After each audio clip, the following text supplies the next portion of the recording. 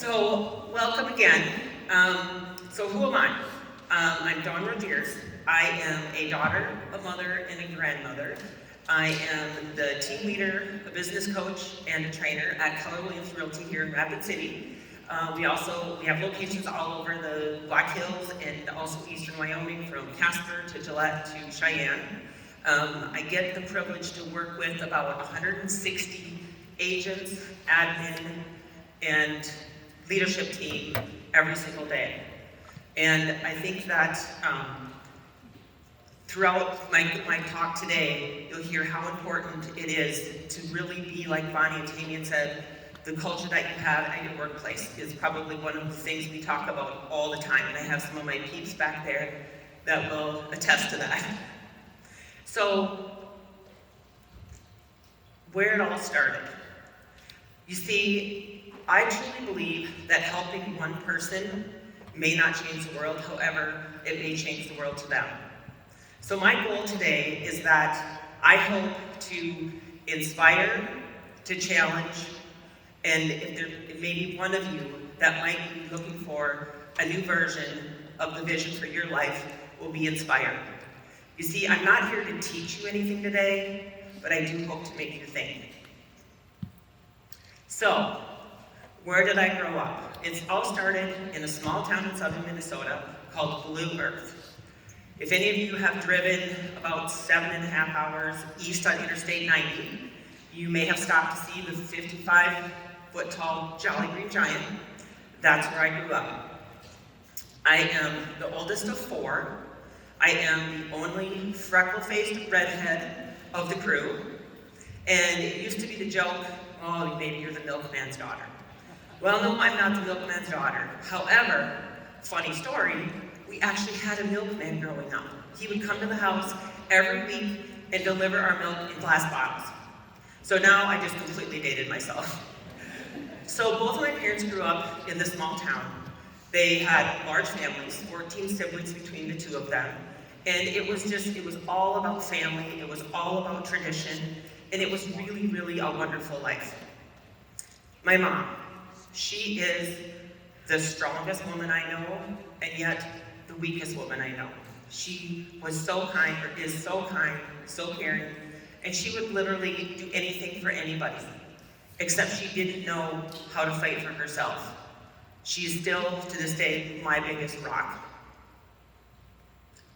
My father was the only son of 6 children, and they were a farming family, so naturally he took over the farming business. And it was an amazing first 14 years of my life. It was about family, tradition. We'd get together every month celebrate all the monthly birthdays. We would go fishing at Bass Lake together. We would go on vacations together. I remember going to Disney World. It was the first time that I would go to the beach.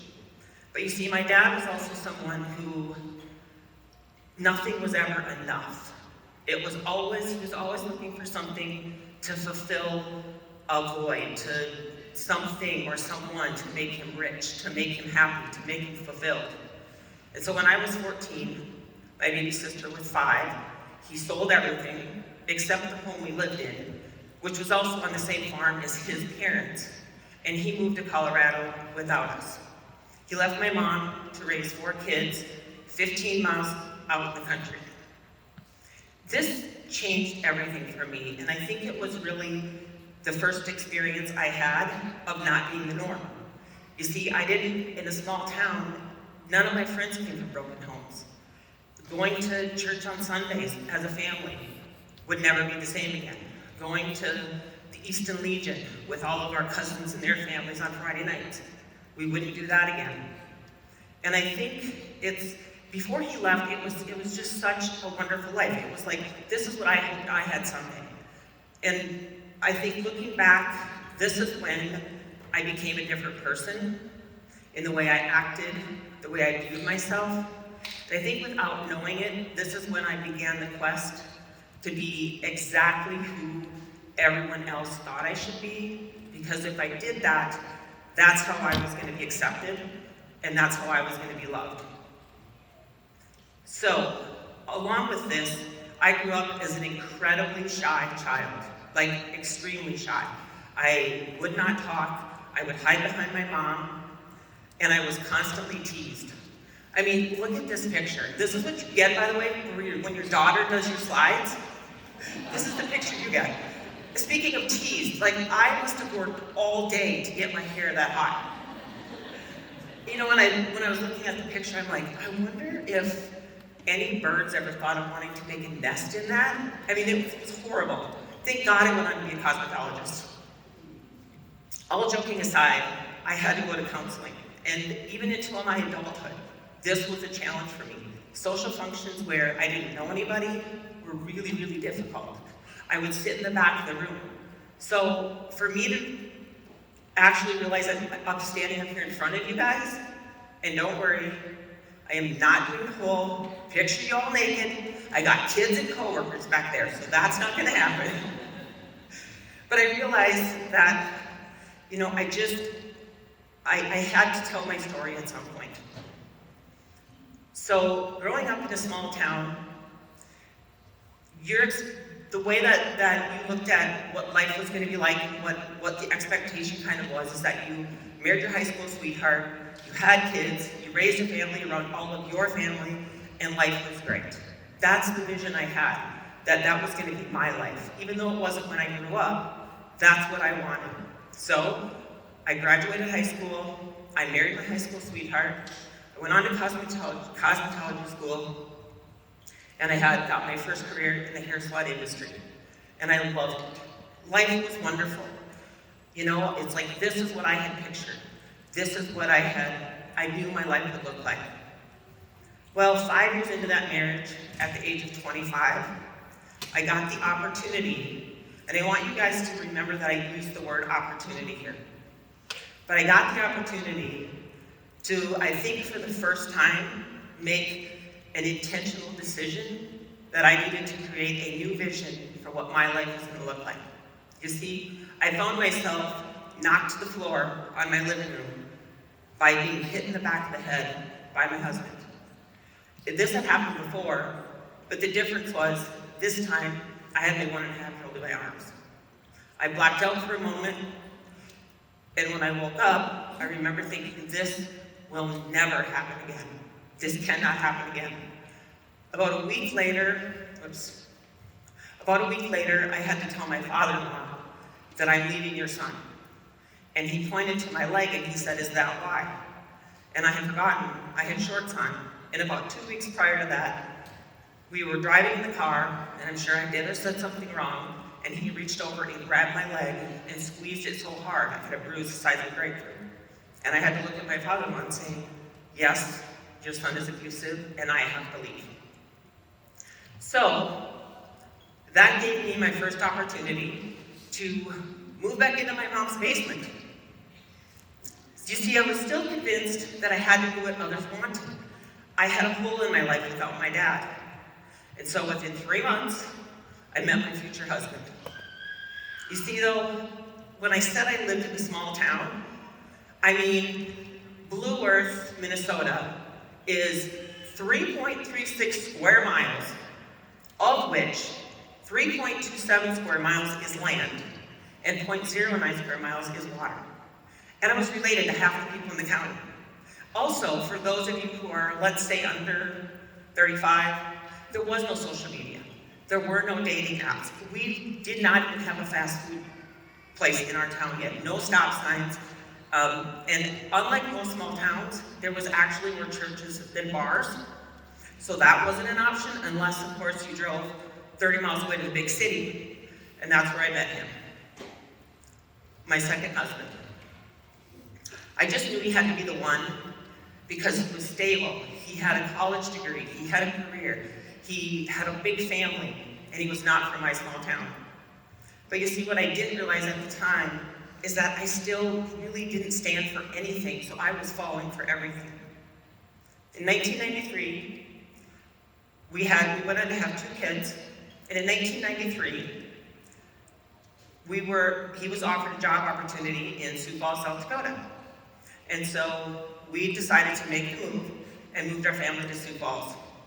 You see, it was I was living the life that I had always dreamed of. We had a wonderful family, he had a career opportunity, and I was able to stay home and raise my kids like my mom did until I was 14. You see, life's a question, and the way we live it is our answer. I finally felt like I had figured out the answer of who I needed to be to have this life that I had, that I saw all my friends growing up around me having. This is the vision I had thought of and dreamed of for so long. Life was really good. So speaking of dreams, who in here, have you ever had a dream that was so vivid that you have to wake up and look at where you are? Well, I would have this dream when I was little, and I remember this to this day. And my mom and my sister and I and my dad were out in this wheat field. And my dad was kind of off in the distance, probably checking the crops. And all of a sudden we heard this loud thunder sound, but the sky was clear. And all of a sudden my dad yelled, "Take the girls and run to the little cabin right over the hill." And I can still picture my mom and my sister and I running in this wheat field over and got into the little cabin. Not long after that, we heard this loud thunderous sound again. We looked out the window, and there was a herd of buffalo stampeding by, and my dad was nowhere to be found. You see, remember when I told you that my dad moved to Colorado? Well, he had bought a 20,000-acre ranch. This is us, and my dad, and my younger sister and I, and my cousin. That day, we watched 100 head of buffalo be unloaded off of the semi. This was 14 years after my dream. This is why my dad wasn't in my dream. His dream was different.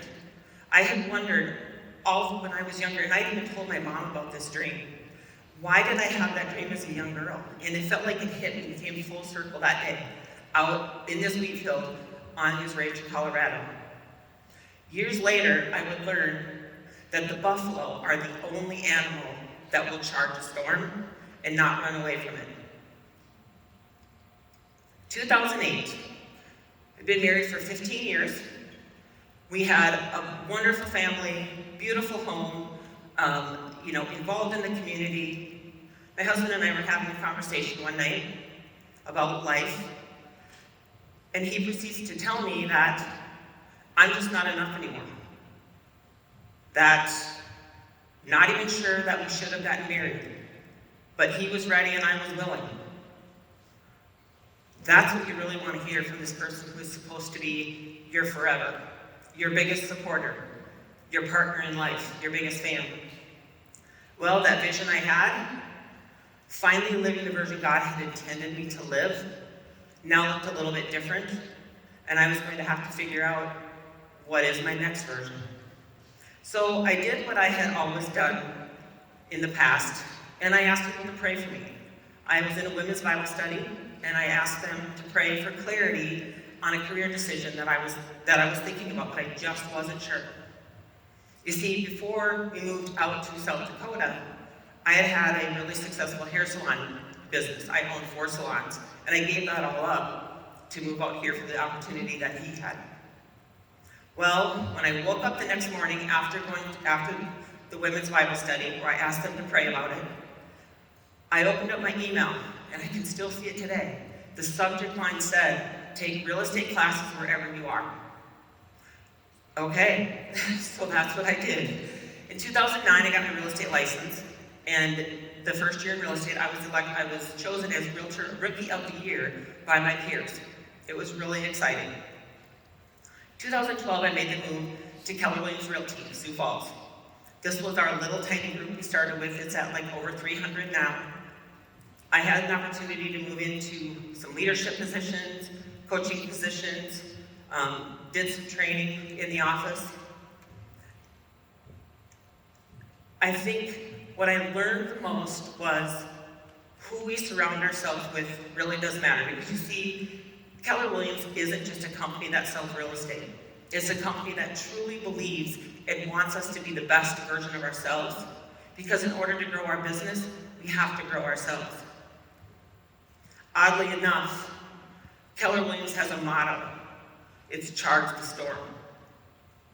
And the buffalo showed up in my life again. During this time, had the opportunity to take a class that the company puts on called BOLD, Business Objective Life by Design. During that class, they have these bold laws that are part of it, and I heard this bold law: you teach people how to treat you. And it hit me like a ton of bricks, because you see, my whole life, I had taught people by my actions, by my lack of self-confidence, by my lack of self-worth, by my lack of anyone ever telling me that I could be anything I wanted to be, to treat me. I had taught them to treat me like a doormat, basically, to not fight back when I got called stone-faced in elementary school, when I was verbally, mentally, and physically abused, that I really wasn't that important, to not stand up for what I believed in. If I didn't believe what they believed, or if I didn't have an opinion that was their opinion. It's like, I felt like I would do anything to make them feel better, make them look better, because that's how I would be accepted. Crazy, right? It's like when I think back about it, it's such a low place to be in. And yet during this time, I also had finally gotten proof that I wasn't enough in my marriage. So, yet another version. And you guys are probably all sitting out there like, this woman is a shit show. And it's like, you know what? I was. But the thing of it is, no one that knew me would have told you that I was anything but happy and had a beautiful family and a wonderful life. And I had learned to be the best actress around. You see, though, I knew that this time it would be different, that this version that I had to come up with was going to be different because I was different. I also decided it was time for this true redheaded self to show up. I had colored my hair blonde, I had colored my hair dark, and it was like, nope, it's game on. Through this process, I also realized my journey was not about me becoming anything, but it was about me unbecoming everything that wasn't really me, so I could be the person I was truly meant to be. Now that's kind of a bit of a tongue twister, and I really want you guys to get this. I had spent my whole life becoming what everyone wanted me to be, and so I had to unbecome that. And we have to unbecome those things that aren't really us, so we can truly be the person that we were meant to be in the first place. You see, earlier, when I told you, when I was 25, and I found myself on my living room floor after being hit in the back of the head, I called it an opportunity. You see, as I was preparing for this speech, it was the first time that I really made myself take a hard look at all that my life had been. And it became so clear to me, there will be a time in your life where you will have to look back at all the things that were really hard, that were really painful, and you will see how they were truly an opportunity. When I found myself on that floor and I said to myself, this will never happen to me again, it was at that time I realized what an opportunity it was that my parents had gotten divorced. You see, what was probably at that time one of the hardest things I'd ever had to get through was the very thing that was going to get me out of that abusive relationship, because I was not going to be in the situation that my mom put herself in. You see, we get to make a new choice for the next version of our story. You will find it truly amazing how things happen for a reason that we have no idea about at the time. And I have the privilege of 59 years worth of looking back, so you guys gotta trust me on this one. You will see things as an opportunity. 2017, at the age of 53, I found myself on my own for the first time in 27 years. My marriage had ended, my youngest had graduated, and I was in one of the best places I had been in life. And yet, there was still more out there. There was still more for me out there. I had started dreaming again. I had started setting goals again. Opportunities had come up within the company that I still work for. I had built a coaching program that was one of the top coaching programs in the world for Keller Williams Realty. And this offered me the opportunity to impact people and their lives.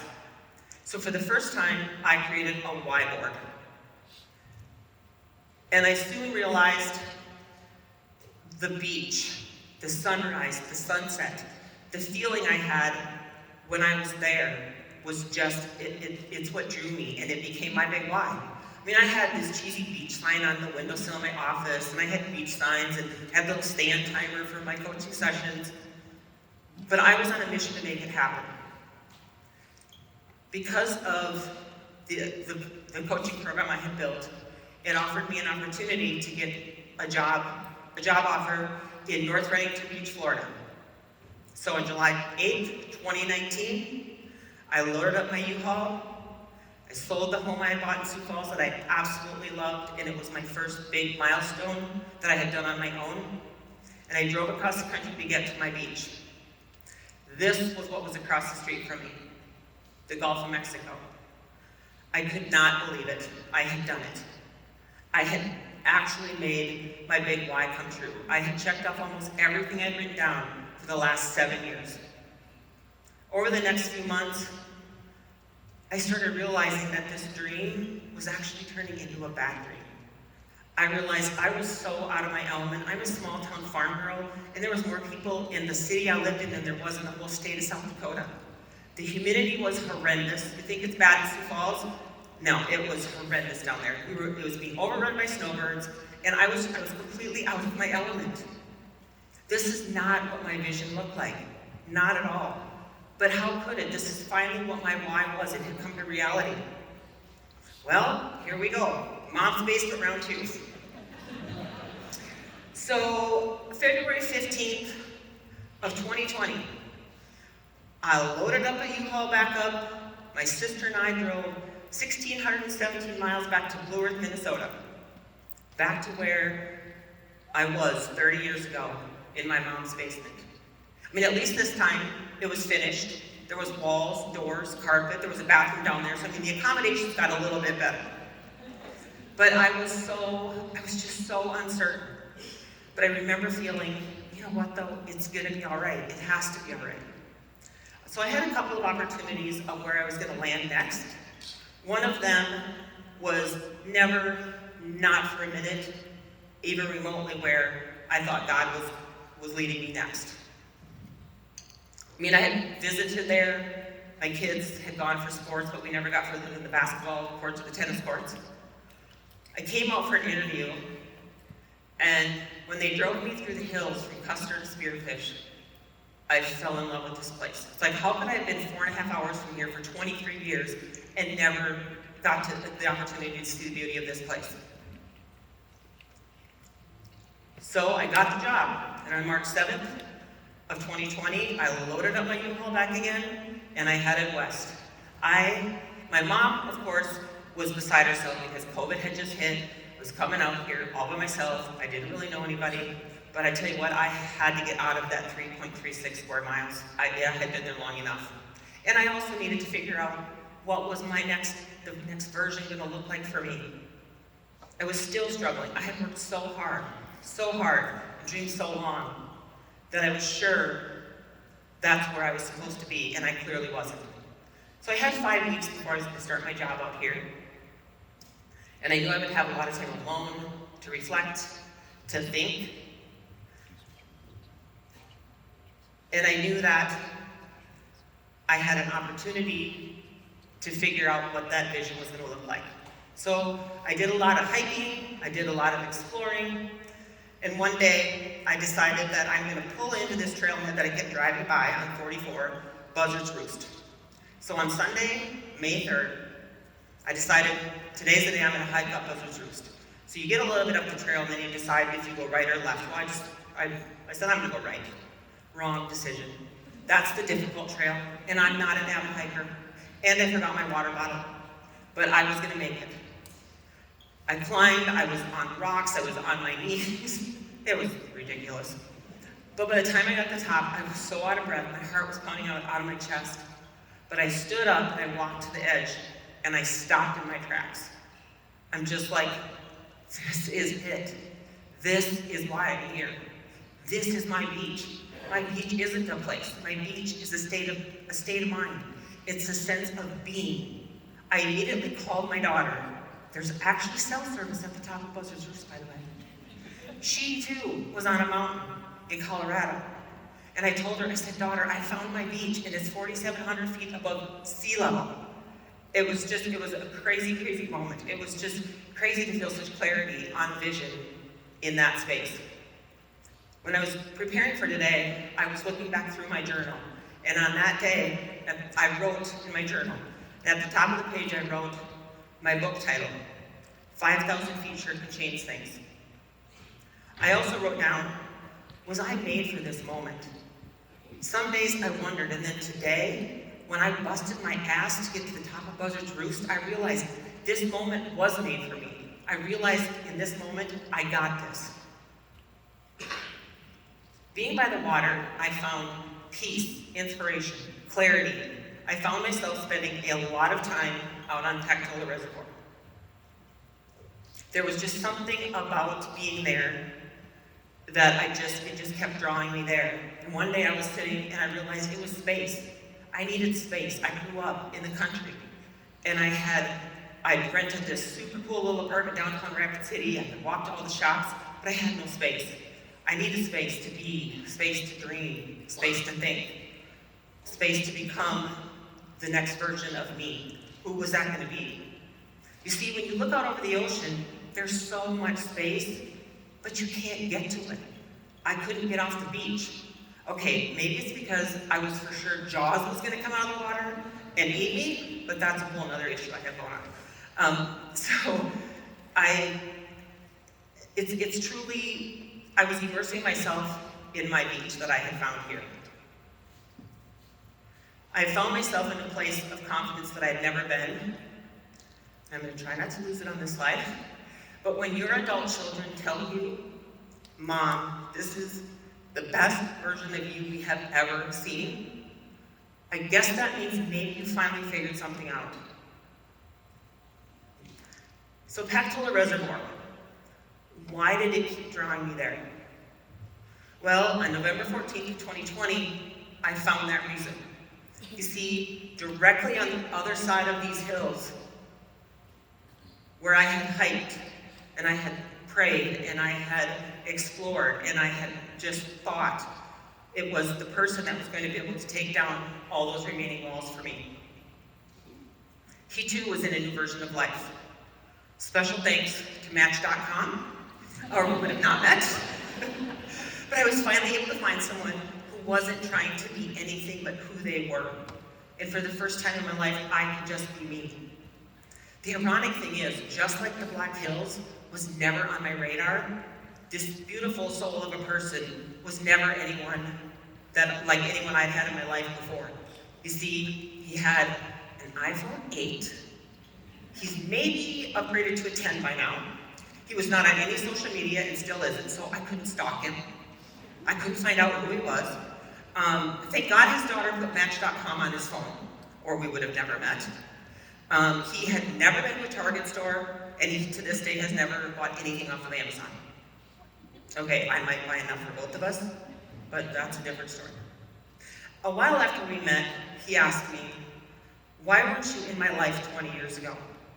My immediate reply was, because I was preparing for this moment. Because you see, my past didn't happen to me, it happened for me so that I could be present in this moment. So, there you have the story of my journey.